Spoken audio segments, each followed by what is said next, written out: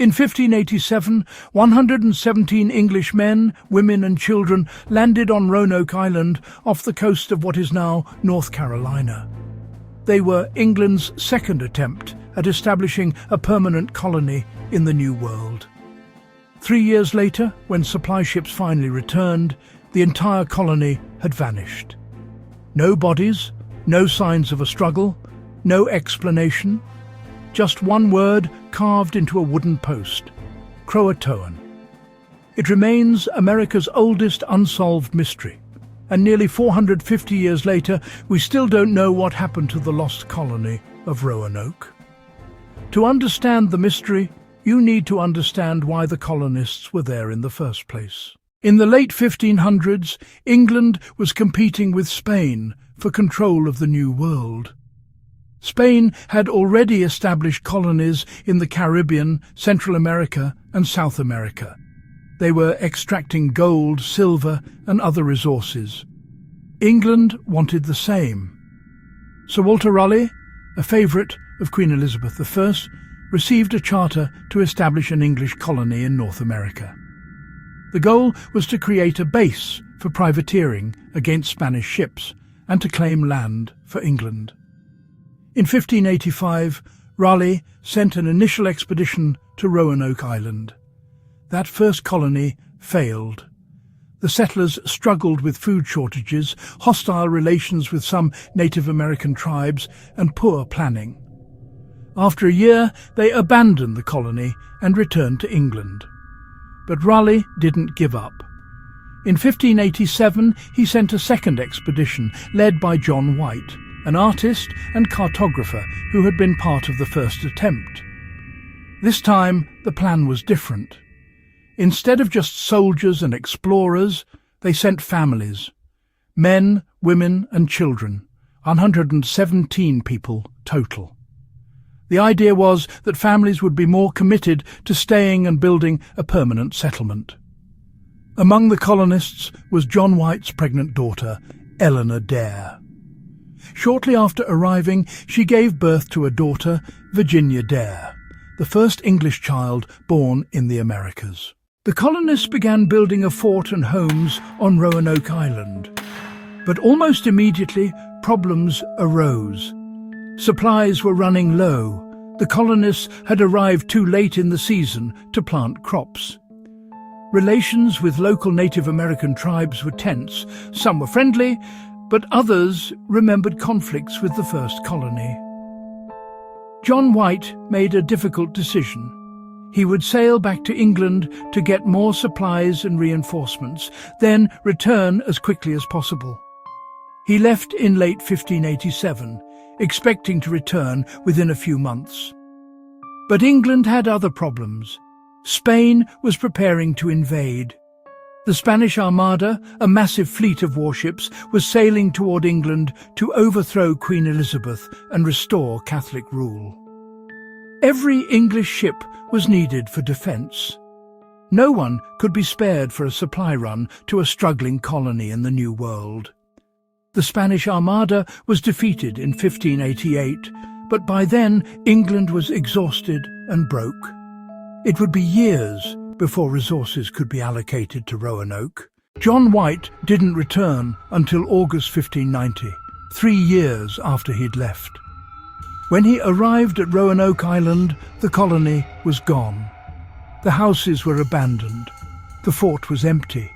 There were no bodies, no graves, no signs of a battle or struggle. But there was a clue. On a wooden post at the entrance to the fort, someone had carved the word Croatoan. On a nearby tree, the letters Crow were carved. Nothing else, no explanation, no message for John White, just that single word. John White knew what Croatoan meant. It was the name of a nearby island, now called Hatteras Island, about 50 miles south. It was also the name of a friendly Native American tribe that lived there. Before White had left in 1587, he'd told the colonists that if they needed to relocate, they should carve the name of their destination into a tree or post. If they were in danger, they should carve a cross above the name. There was no cross, just Croatoan.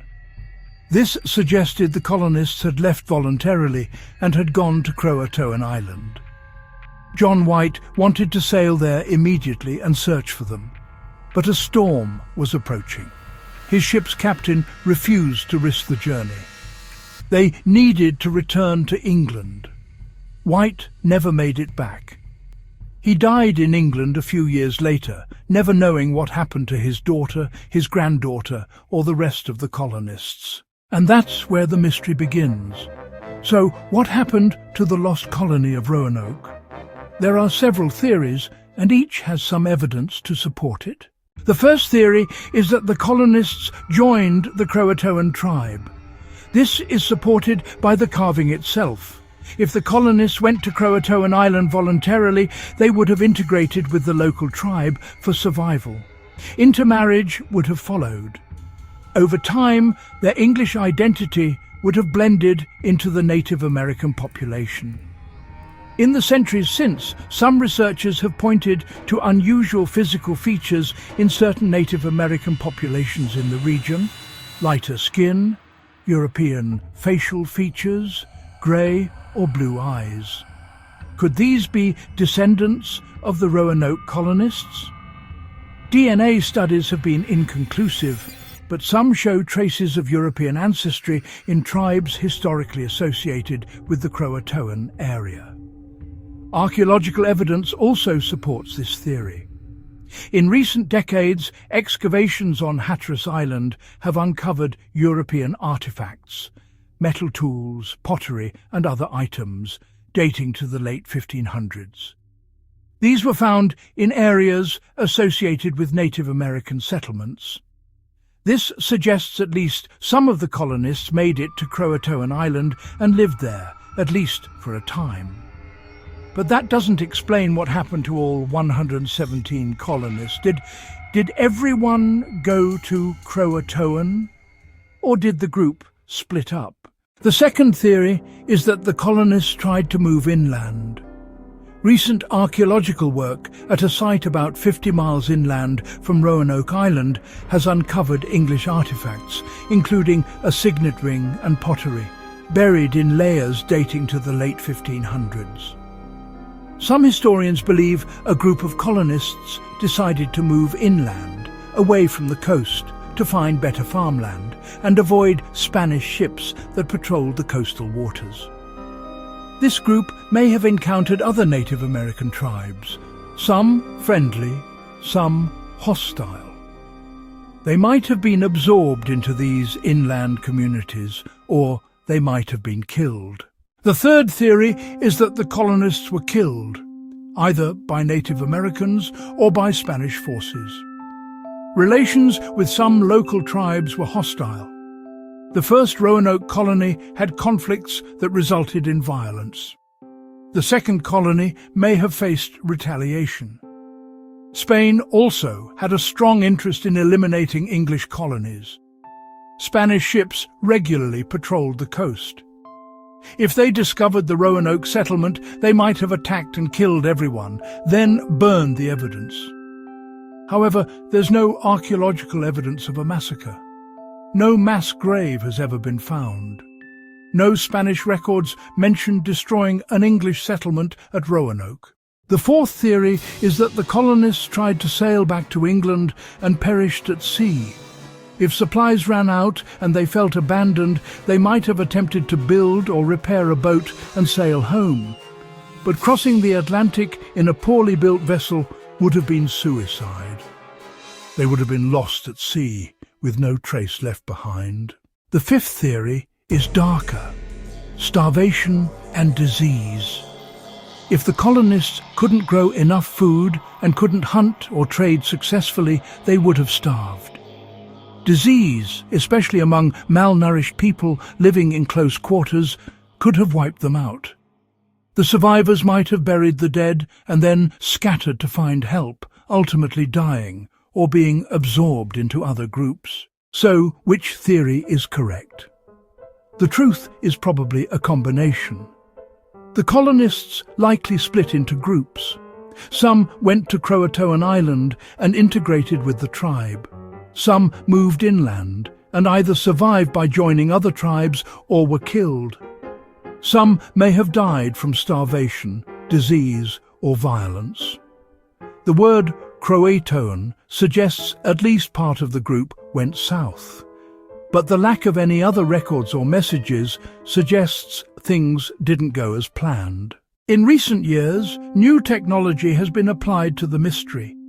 Ground-penetrating radar, advanced archaeological techniques, and DNA analysis have all been used to search for answers.